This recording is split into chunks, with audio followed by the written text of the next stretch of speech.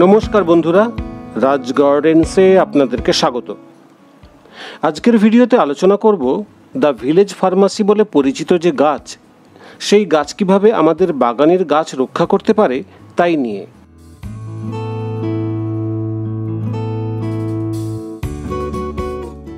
নিম গাছ বা নিম পাতার উপকারিতা নতুন করে কিচ্ছু বলার নেই। নিম পাতা দিয়ে নিম কীটনাশক তৈরির পদ্ধতিটাও আমরা সবাই জানি, কিন্তু এটি ব্যবহার করলে বাগানের সমস্ত পোকামাকড় যে মারা পড়বে তা কিন্তু নয়। তবে এই নিম কীটনাশকের সঙ্গে আরও কয়েকটি উপাদান মিশিয়ে নিলে এটি আরও শক্তিশালী হয়ে উঠবে। একদিকে যেমন কীটনাশকের কাজ করবে, অন্যদিকে বিভিন্ন ফাঙ্গাসের আক্রমণ থেকে গাছকে রক্ষা করবে। তাই আজকের ভিডিওটি ভীষণ গুরুত্বপূর্ণ হতে চলেছে, শুরু থেকে মন দিয়ে দেখুন।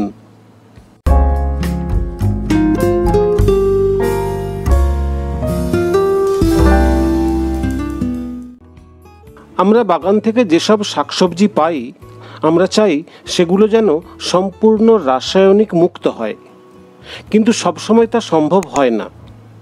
ঝামেলা এড়ানোর জন্য মাঝে মধ্যে শর্টকাট পদ্ধতি নিতে হয়, অর্থাৎ রাসায়নিকের সাহায্য নিতে হয়। রোগ পোকার আক্রমণের মাত্রা অত্যন্ত বেশি হলে রাসায়নিক ব্যবহার করা ছাড়া আর কোনো উপায় থাকে না। তবে আমরা একটু চেষ্টা করলেই বাগানে কেমিক্যালের ব্যবহার কমিয়ে সম্পূর্ণ জৈব কীটনাশক এবং ফাঙ্গিসাইড ব্যবহার করতে পারি।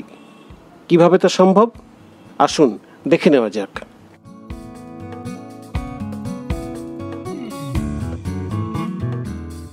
নিম গাছকে বলে দ্য ভিলেজ ফার্মাসি, কারণ এই গাছের ঔষধি গুণ অনেক। ছাল, ডালপাতা, ফল, বীজ বা নিম বীজের তেল, এই গাছের সমস্ত অংশ ব্যবহার করা যায়। আমরা যারা বাগান করি তাদের সবার কাছেই নিম তেল থাকে। এখন তৈরি করব নিম কীটনাশক। তার জন্য এখানে আমি তাজা নিম পাতা নিয়েছি 500 গ্রামের মতো। কিছু আছে আমার বাগানের আর কিছু বাজারের। ডালপাতা যা থাকবে এইভাবে ছোট ছোট করে প্রথমে কেটে নিতে হবে। যদি নিম ফল সংগ্রহ করতে পারেন তাহলে তো আরও ভালো হয়, আর যদি না পান তাহলে কোনো অসুবিধে নেই। এরকম একটি বড় পাত্রে পাতাগুলো রেখে 2 লিটার জল দিয়ে ফোটাতে হবে। ততক্ষণ ফোটাতে হবে যতক্ষণ না জলটা 1 লিটারে এসে পৌঁছচ্ছে।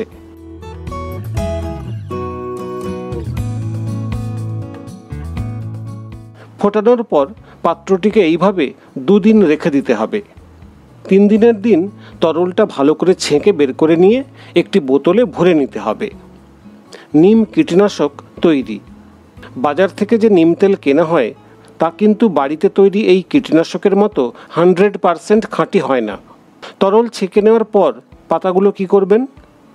শুকিয়ে গুঁড়ো করে গাছের গোড়ায় দিতে পারেন, বা এই অবস্থায় কম্পোস্ট বিনে দিয়ে দিতে পারেন।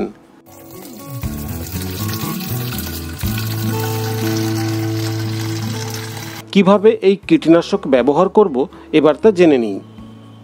বাড়িতে বানানো এই নিম কীটনাশক 50 ml 1 লিটার জলে মিশিয়ে গাছে স্প্রে করতে পারি সপ্তাহে একবার করে।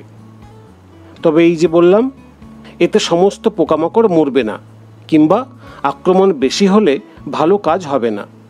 তাহলে কি করতে হবে, কিভাবে ব্যবহার করলে ভালো রেজাল্ট পাওয়া যাবে সেটা এবার জেনে নেব। 1 লিটার জলের মধ্যে 20 থেকে 30 ml নিম কীটনাশক নিতে হবে। সঙ্গে মেশাতে হবে 1 চা চামচ করে যে কোনো তরল সাবান এবং সাদা রান্নার তেল। সেই সঙ্গে নিতে হবে একটি মাঝারি সাইজের রসুন। রসুনটি ভালোভাবে থেতো করে রস বের করে নিতে হবে। সমস্ত উপকরণ ভালো করে মিশিয়ে বিকেলের দিকে স্প্রে করতে হবে।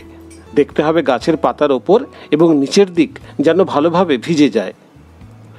রসুনের মধ্যে থাকে অ্যালিসিন নামে সালফারের একটি কম্পাউন্ড, এবং থেতো করলে আরও নতুন কম্পাউন্ড তৈরি হয়।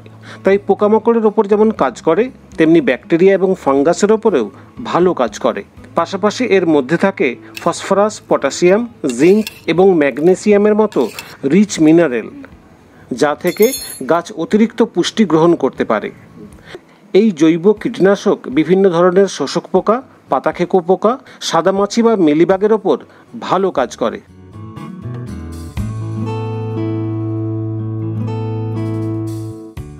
পোকামাকড় কিংবা ফাঙ্গাসের আক্রমণের মাত্রা অত্যধিক হলে এই কীটনাশককে আরও বেশি পাওয়ারফুল করে তুলতে হবে।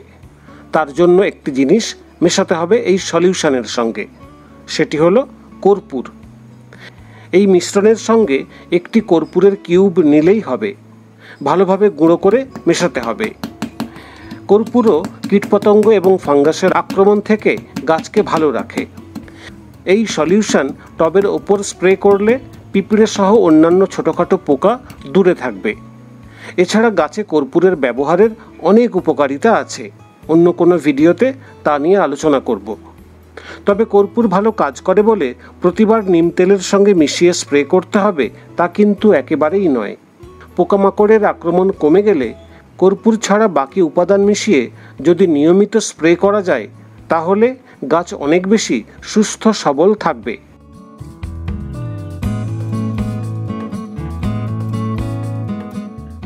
অনেক দিন পর্যন্ত এই নিম কীটনাশক সংরক্ষণ করে রাখা যায়, তবে ঝামেলা এড়ানোর জন্য এর সঙ্গে কোনো উপাদান মিশিয়ে সংরক্ষণ করবেন না, তাতে এই সলিউশন নষ্ট হয়ে যেতে পারে। আর যদি পাতা সেদ্ধ করে জল বের করা ঝামেলার কাজ মনে হয় তাহলে বাজার থেকে কেনা নিম তেল দিয়ে কাজ চালাতে হবে। সেক্ষেত্রে নিতে হবে 5 ml। শুধু যে জৈব কীটনাশক বা ফাঙ্গিসাইড বাড়িতে তৈরি করা যায় তা নয়, গাছের জৈব খাবারও খুব সহজে বাড়িতে তৈরি করা যায়। এ নিয়ে আমার চ্যানেলে একাধিক ভিডিও রয়েছে, আপনারা ইন্টারেস্টেড হলে সেগুলি দেখে নিতে পারেন।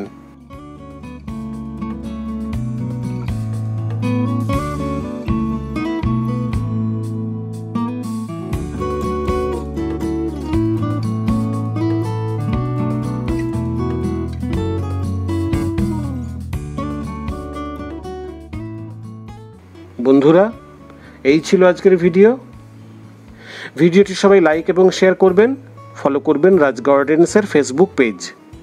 আর এরকম ভিডিও আরও পেতে চাইলে আমার চ্যানেলটি সাবস্ক্রাইব করে অল নোটিফিকেশান বেল অন করে নেবেন, যাতে রাজ গার্ডেন্সে কোনো নতুন ভিডিও আপলোড হলেই আপনি জানতে পারেন। নমস্কার।